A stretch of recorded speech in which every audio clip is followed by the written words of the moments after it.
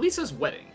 The Simpsons have done a lot of what-if future episodes, but by far the funniest and probably the most heartfelt is Lisa's wedding. This is the first time you feel like this is what the Simpsons would really be doing several years down the line. Bart's a construction worker, Lisa's top of her class, and Maggie apparently is a blabbermouth gossip, and yet we still never hear her talk. That is friggin' genius. But it's more than just showing us their future selves, it's following the story of Lisa meeting another student and falling in love. Once he proposes, the rest of the episode is the groom trying to fit in with the family, but hopelessly being disturbed and terrified by them. It's a good episode because not only is it funny, but it also shows Lisa's connection to her roots. And the fact that she can be annoyed by them but still not even flinch for a second about how much he loves them is really quite touching.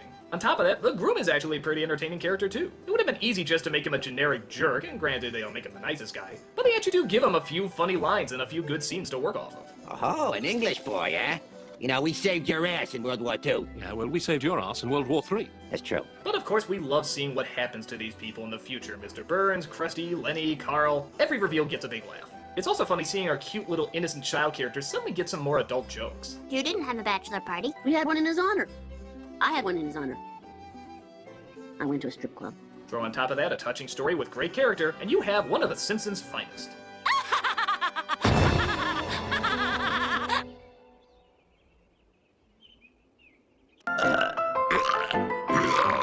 Number 3. Bambi's mom. Most of us have gone through the trauma of watching Bambi's mom bite the dust, but we've all known that one kid that took it just a little too hard. In this case, it's Skippy, who watches a similar film called Bambi with a similar take on disposable parenthood. Bobby, where are you? Mommy? Slappy tries to convince him that it was just a movie, but Skippy is still so heartbroken. So she decides to take him to see the real actress who played the part, restoring his faith only to have it dashed yet again by another Disney classic. Old Yellow! Old Yellow! The animation on Skippy's childhood constantly being assassinated might be some of the funniest on the show. Pet, I'd like to buy a vowel. Plus, the running joke that Skippy is so destroyed that he can't even mouth the words of what happened to her. Bambi's mom, she's... Bambi's mom, she's... Bambi's mother is... It's also kind of a touching episode. We know Slappy's a curmudgeon, but it's actually heartwarming when you see her go to such lengths to try and make Skippy feel better. Even if it doesn't last very long. Funny, touching, with just the right amount of mean-spiritedness, Bambi's mom knows how to bring on the tears. Fade out already, we got the joke. Number 2. The Halloween episodes. Yeah, I know it's a cheat, but hey, if I was to judge the Halloween episodes show by show, they take up half of the list. They're that good. The Halloween episodes are a great excuse for the Simpsons to do whatever they want. You know, before they start doing whatever they want. They were dark, they were creative, they were satirical, they were gory, they were cute, they were poignant, they were stupid. They were all just tiny little masterpieces. Plus, who doesn't look forward to those aliens every year?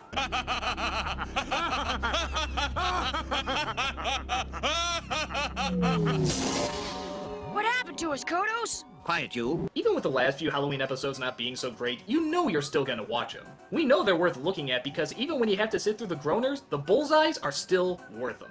Even the worst Halloween episode has something to admire. They satirize everything from TV to movies to literature to urban legends. I suppose if I had to nitpick, I'd say the one downside is that the specials used to be tied together by something representing a narrative, like somebody telling a story or someone having a dream, something like that. I do miss those, but at the same time I do acknowledge it would be very tricky every year to come up with new ways to tell these shorts, so I do understand. But when you get down to it, that's not what we're here for. We are in fact here for the shorts. Even at its poorest, there's always something entertaining or creative, and the Halloween specials never disappoint on that front. Gothic, gross, and just going all out, the Halloween episodes are always a fave.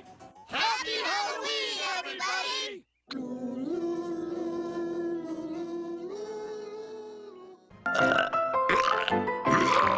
Number 2. Spellbound. This is the only episode to star Pinky and the Brain throughout the entire running time. There's some cameos here and there, but this is the first one to see if Pinky and the Brain were popular enough to hold an episode on their own. It was even rumored that this was an unofficial pilot for the spin-off series. Thankfully, not only could they hold an episode on their own, but they also made it one of the best. In a time of wizards, knights, and magic, Pinky and the Brain looked to conjure up a brew to grant them world domination. There's only one missing ingredient, the toenail of a dragon. They set out to find it, only to come across a bunch of monstrous entities which the Brain uses his magic wand to thwart. Charlie Sheen, Ben Vereen, shrink to the size of a lima bean. Sometimes. Charlie Sheen, Ben Vereen, shrink to the size. What makes this one so good is not only that Pinky and the Brain are the stars, not only that they make fun of a bunch of fairy tales and fantasies, but it also has a pretty large scale to it.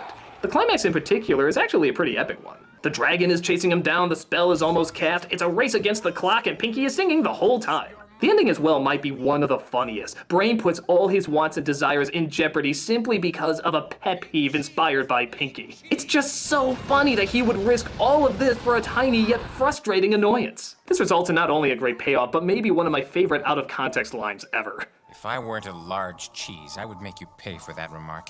Say that to your friend next time. See how they react. It's a world of chases and fantasy as only Pinky and the Brain can bring alive. One's a genius, the other's insane. The Pinky and the Brain. Get to number one, I want to point out that this is all opinion-based. We're gonna hate it, aren't we? Everyone has their own different take on things. It's a real bad one, isn't it? What you might like, I might not. What I may like, you may Hate not. it already. I'll just show it. And the number one Simpsons episode is... Bart Gets an F. Now, I know what you're thinking. Wait a minute, the first episode of the second season? Isn't that just the one where Bart keeps failing? I don't remember that one being especially funny. Why is this one so special? Well, there's several reasons why I think this is the best episode. First off, it was the beginning of the new animation style. The Simpsons weren't as rubbery or dead-eyed like in the first season. Now they seem much more flowing, controlled, and alive. So that was a big deal. Second, this was a huge stepping stone in terms of writing. The Simpsons' identity was finally starting to evolve into that fast, satirical, tight way of telling jokes. In the first season, it was pretty slow and clunky, but here, this is where that great Simpsons speed finally starts to take off. But even that's not why I consider it the best episode. We're used to seeing Bart get bad grades. Yeah, whatever, he's a troublemaker, it's part of the territory. But in this episode, it finally starts to add up. They have a real talk with him, much like how real parents and real teachers talk to kids as well. Bart has failed his last 4 exams in history. Is there anything you're not telling us? Okay. Why are we dancing around the obvious? I know it, you know it, I am dumb, okay? Dumb as a post. Think I'm happy about it? There, Bart. Repeat the 4th grade. What? You can't hold me back. I'll do better, I promise. Oh, sure, that'll be the day. There's suddenly something at risk, and something Bart values is now truly on the line. So what, he buckles down, works hard, and everything is fine, right? Actually, no, he finds he has trouble focusing, can't remember any facts, and is constantly distracted by the world around him. He doesn't give up, though. He tries hard, almost to the point of torturing himself. He even prays to God for things to work out. But in the end, despite all his efforts, reality takes its toll. Well, Bart, it's a 59. That's another F. Oh no, I can't believe it. And in my opinion, this is the saddest fucking thing I've ever seen in this show. What's the matter? Well, I would think you'd be used to failing by now. No, you don't understand. I really tried this time. I really tried. This is as good as I can do, and I still failed. I identify a lot with this episode. I wasn't a very good student growing up either, and I can tell you all the talks, all the pressure, all the fears of failure are properly represented here. In my opinion, this is the most dramatic episode they've ever put out. There's no villain, there's no one element to blame, it's just a tough slice of life. And it shows that you can still try your best and not necessarily succeed, which is a hard lesson. And the number one best Animaniacs episode is Hooked on a Ceiling. Not only is this one educational, not only does it have some of the greatest writing, not only does it have some of the funniest animation, not only does it have some of the silliest deliveries, but practically every joke is hit right out of the park. It's a comedic gold mine. Michelangelo is trying to finish the ceiling of the Sistine Chapel. If you're so great, what did you do with the other 15 chapels, huh? Got you there. But he gets so upset that he fires all his painters, leaving only our wacky trio to save the day. We paint ceilings, and only ceilings. We don't paint floors because they're beneath us. This portrayal of Michelangelo might seem a little strange, seeing how they're mocking Kirk Douglas even though he played Van Gogh. But here, it really doesn't matter because it's just so damn funny. That screeching voice matched with his extreme expressions make him a laugh riot. Out! Out, you incompetent fools! You call yourselves artists? On top of that, it makes his reactions to the Warners constantly destroying his years of hard work all the more memorable. It is supposed to look like this!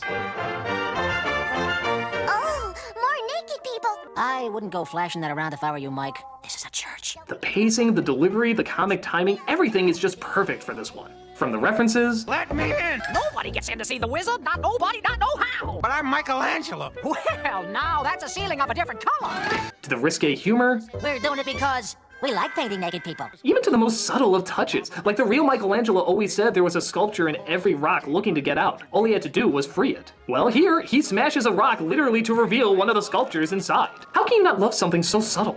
It also has the first use of one of the best visual jokes of all time. Out! Out! How dare you! Huh? How did that work? What happened in between those cuts? We'll never know, and that's part of what makes it so friggin' great. This joke was so popular that they used it a couple times since. I am stupefied as to what has just occurred. From replacing his masterpieces with kitsch to painting by numbers, it all builds up to the finishing of his magnum opus, Birth of Man. Again, I won't reveal the punchline here, but let's just say it's one of the funniest in all of the show's history. You don't have to be an artist to appreciate the speed, animation, acting, and brilliant humor of easily the greatest episode. Just can't get good help these days. How's your critic, and good night, everybody!